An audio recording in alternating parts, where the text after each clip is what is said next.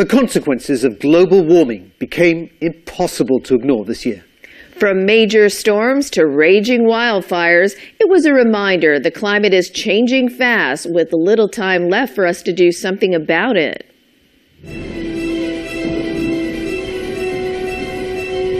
Was 2018 the year when the world finally woke up to the grave threat that climate change poses to the planet? The United Nations certainly hoped so.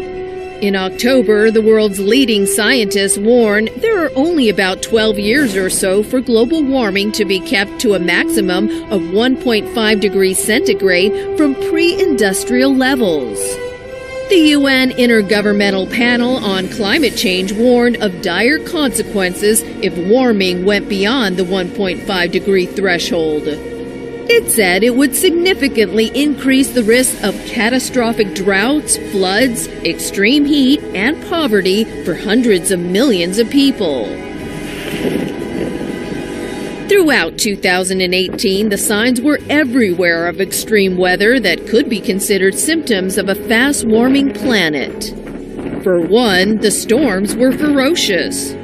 In Japan, Super Typhoon Jebi was the strongest to hit the country since 1993. It made landfall over Japan at the beginning of September, causing at least 17 deaths and more than $3 billion in damage. Weeks later, another super typhoon in the Asia-Pacific.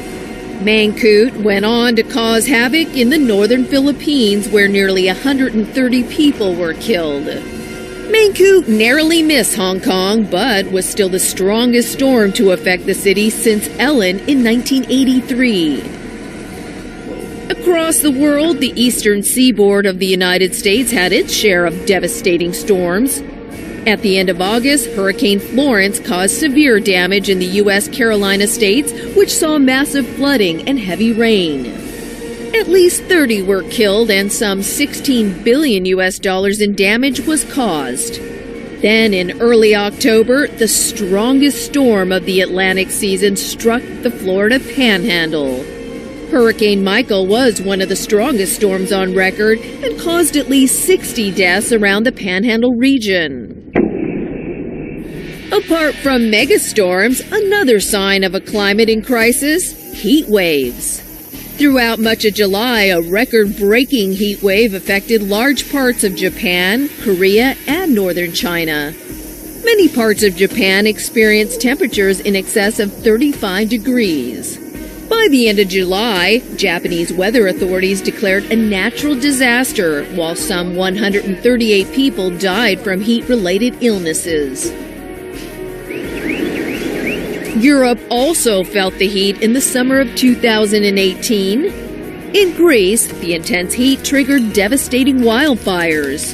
The fires began in the areas of Attica and went on to kill some 92 people while destroying or damaging more than 1,000 houses and buildings. One of the worst hit areas was the town of Mati, where rescuers found 26 charred bodies of people who were trapped in the fire. I'm surrounded by fire. Wildfires also hit the U.S. state of California, with the deadliest and most serious blazes hitting in November. By the end of the month, at least 85 people were confirmed dead and hundreds more were missing as separate wildfires hit Southern California, near Malibu, and the northern part of the state. The fire completely destroyed the Northern California town of Paradise, as the idyllic settlement was engulfed by the raging inferno, transforming it into a hell on earth. Tens of thousands of homes and property were destroyed. U.S. President Donald Trump went to survey the damage, but he was mocked for making comments about the need to better manage the forest by raking them. They spend a lot of time on raking and cleaning and doing things, and they don't have any problem.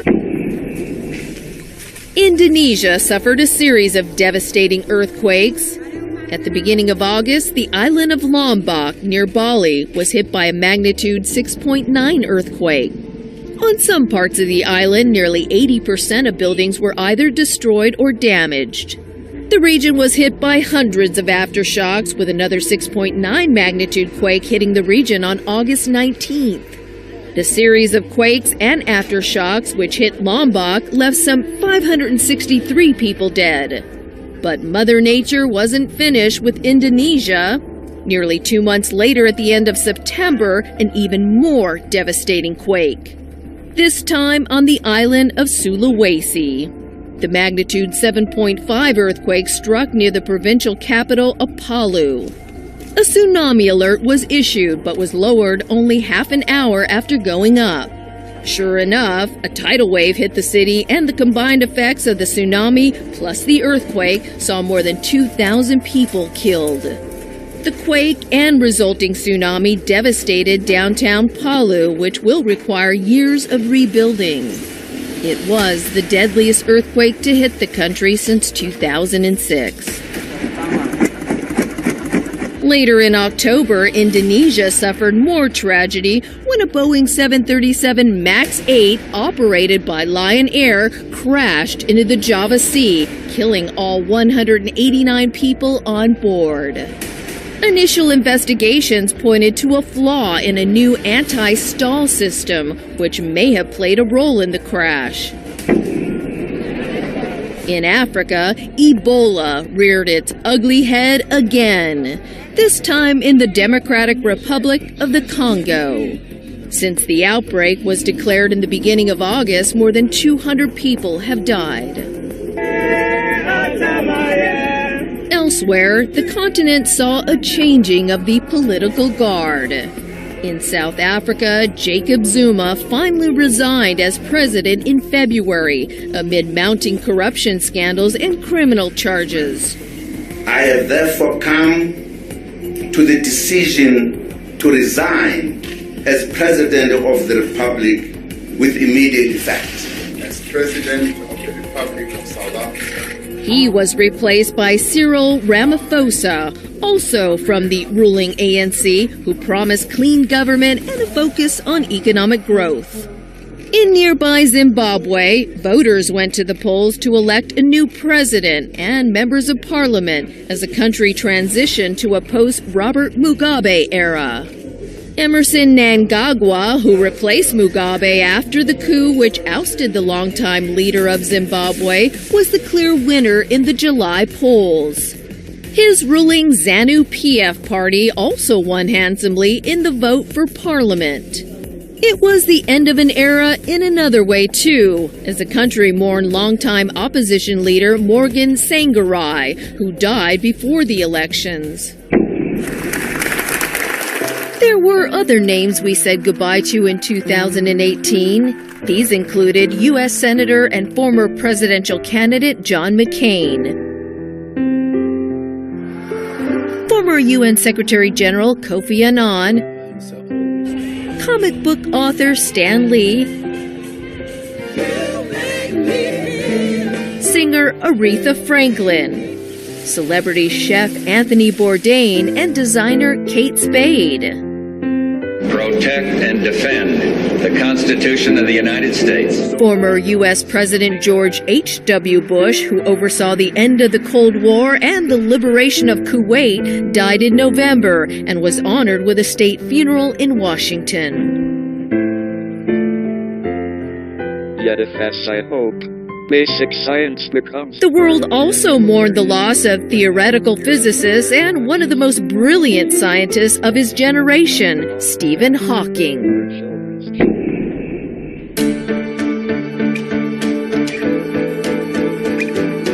On a positive note, sports fans were left happy in 2018 with an exciting Winter Olympics in Pyeongchang, South Korea. Then there was the Football World Cup in Russia. It saw a youthful France sweep past Croatia in the July final to win the tournament for a second time. The feel-good story of the year had to go to the rescue of a group of teenagers and their football coach from a network of caves in northern Thailand in July. They were out cave exploring as part of a birthday celebration, only to become trapped inside as the caves became flooded. Thai authorities mobilized local police, Navy divers, and engineers. The complex operation involved more than 10,000 people, which also saw rescue crews and specialist cave divers come from all over the world to help. Efforts to locate the group were hampered by rising water levels, dangerous currents, and the sheer size of the cave complex. No contact was made for more than a week as many began to fear the worst. But then, 2 British cave divers found the group alive, about 4 kilometers from the cave's mouth.